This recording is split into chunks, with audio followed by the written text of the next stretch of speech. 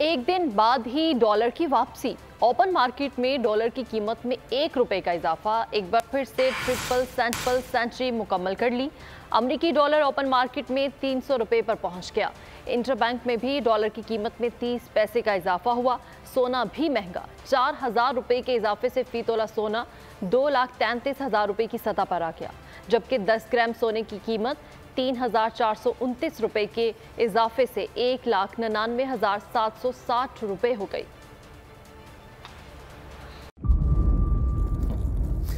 इंतजार था ना, चलो इस बार वो करते हैं जो इससे पहले किया ही नहीं। किस्मत की आंखों में आंखें डाल के जीतना होगा। सब में है शेर जैसी राह, जर्रा जर्रा भी हर कंटेस्टेंट को लगेगा पहाड़।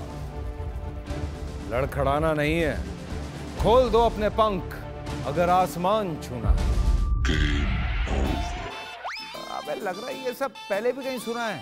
एंटरटेनमेंट की गारंटी जनाब, क्योंकि यहाँ खेलोगे कूदोगे तो बनोगे नवाब। खुश रहो पाकिस्तान। खुश रहो पाकिस्तान, बुध और जुमेरात शाम 7 बजे सिर्फ बोल एंटरटेनमेंट पर।